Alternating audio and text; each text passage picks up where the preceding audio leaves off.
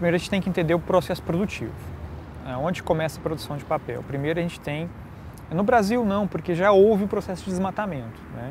Então na verdade o Brasil hoje, 100% do papel é produzido com papel de material de produção, na verdade, plantado, né? Então ou é pinus ou é eucalipto, a gente não tem utilização de matéria nativa, como em alguns outros países existe.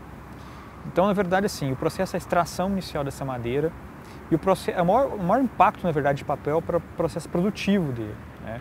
Então você tem que pegar essa madeira, ela é picada, ela é descascada inicialmente, ela é picada e aí você produz o cavaco.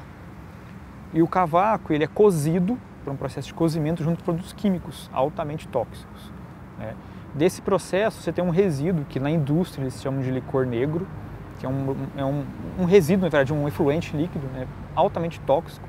Hoje ele é tratado, mesmo assim alguns resíduos acabam sendo destinados para os córregos e rios das regiões onde existem essas indústrias, né? Então é um primeiro processo, um primeiro impacto que existe, né? Porque às vezes a gente pensa no papel, a gente pensa só no papel final, produto final, depois que o consumidor consumiu, né, fez o uso dele, a destinação. Mas a produção inicialmente é o grande impacto do papel.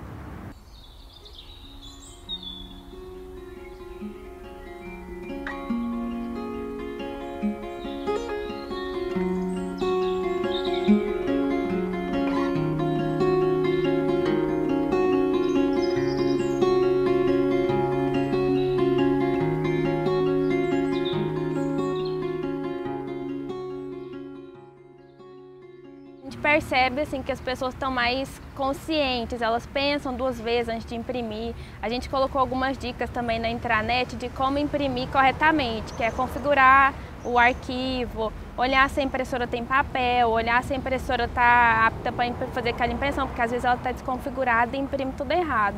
Então a gente percebe que eles estão se atentando mais nesses detalhezinhos que antes faziam as impressões sair tudo errado, ou eles esquecerem elas lá.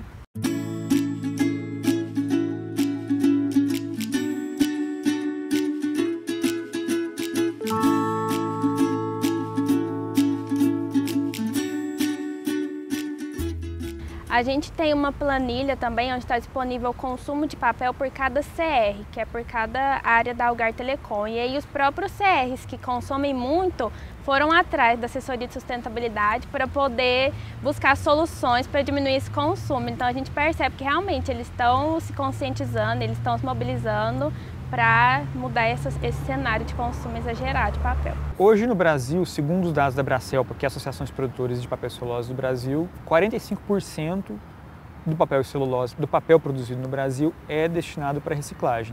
Até porque o maior interesse dessa reciclagem é da própria indústria, porque você reduz custos, né?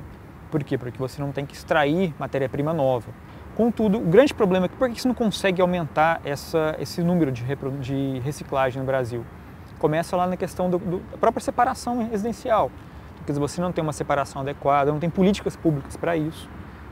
Se você conversar com as pessoas, um pequeno percentual faz uma separação, né, de reciclagem, na verdade, que seja seco ou molhado dentro das suas residências.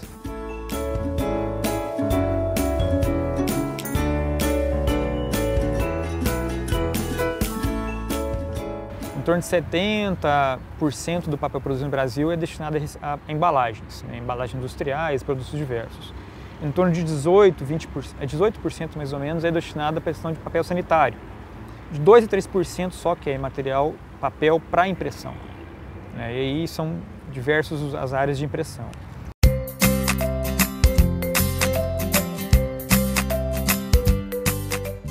A Algar Telecom também incentiva para que os clientes imprimam menos, então para isso a gente tem a conta eletrônica, que é a conta via e-mail, ou então o débito automático da conta de telefone ou de algum serviço da Algar Telecom para o cliente. Esse serviço ele ajuda para que o cliente também se adapte ao consumo consciente do papel, para que ele reduza menos as impressões, para que ele otimize a forma de pagamento dele, não precisa imprimir o papel e levar lá, que o débito automático ajuda nesse sentido. buscar usar papel reciclável em vez de usar o papel branco, né? São ações simples no dia a dia que a gente pode trabalhar para essa redução. A partir do momento que a pessoa consegue tornar um hábito o consumo de papel consciente, acaba que ela automaticamente leva isso para a rotina familiar dela. Então ela vai pensar 2 vezes antes de fazer uma impressão em casa, pensar 2 vezes antes de desperdiçar um papel, que às vezes poderia servir de rascunho. Então, assim, são ações que podem ser estendidas para a casa dela.